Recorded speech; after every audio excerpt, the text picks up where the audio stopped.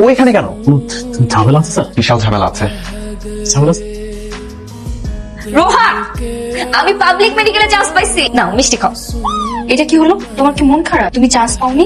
পেয়েছি, একটা প্রাইভেট মেডিকেলে চান্স পেয়েছি। ভেবেছিলাম দুজন যখন এক মেডিকেলে চান্স পাবো তখন বলবো, কিন্তু ভাগ্যে তো সেটা নেই। তাই ভেবে দেখলাম আর দেরি করে লাভ নেই, আমি তোমাকে ভালোবাসি। সরি, সম্ভব না। কেন? তুমি এবং আমি এখন দুজনে দুটো আলাদা মেডিকেল কলেজের স্টুডেন্ট। জন্য তোমার আমার মধ্যে কোনো রিলেশন সম্ভব না। I am sorry.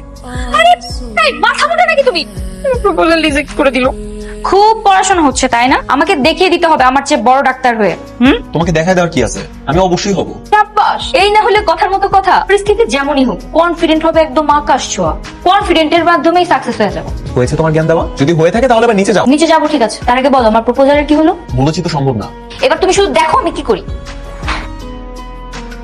এই দাঁড়াও দাঁড়াও দাঁড়াও। কি রোহান, তুমি এখানে? আমি এখানে কেন সেটা পরের কথা। তুমি রিক্সা থেকে নামো, আমার সাথে বাইকে চলো। তোমার বাইকে কেন যাবো আমি? কালকে প্রপোজ করছো না? Propose accepted. এবার আসো। তো জানতাম ও আমাকে ভালোবাসে, কিন্তু ভং ধরেছিল, স্বীকার করছিল না। যেন তোমাকে নিয়ে একটু ঘুরে ওর বুকে জ্বালাটা বাড়াই দিস। অনেক জ্বালা বাড়াইছো, এবার নামো। সব শুরু নিয়ে ফাজলামি করে। তাড়াতাড়ি চলে, তাড়াতাড়ি ব্যাক করে চলে। এত জরুরি ডাকলি কেন?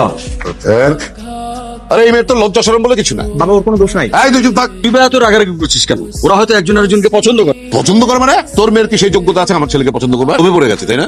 মানে তোকে তো বাড়ি ভাড়া দিয়ে আমি সমস্যায় পড়ে গেলাম মনে হচ্ছে। রোহান, তুমি কি এখনো চুপ থাকবা? এই চুপ কর একদম।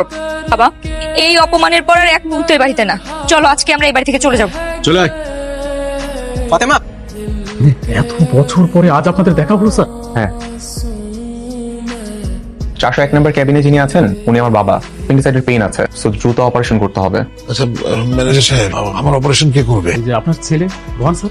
বাবা কি রেডি? আমরা কি অপারেশনটা শুরু করব? রোহান শোন না একটু। হ্যাঁ বাবা বলো। আমি যাচ্ছি ফাতিমাই অপারেশনটা করুক। হ্যাঁ ঠিক আছে বাবা, সেটাই হবে।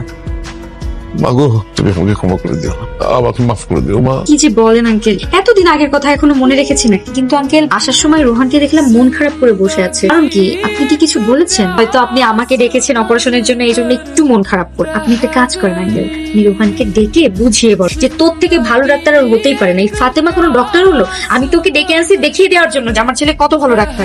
ঠিক আছে মা, তাহলে তুমি চলো, আমি একটু পাঠাবো। আপনি কোনো চিন্তা করবেন না।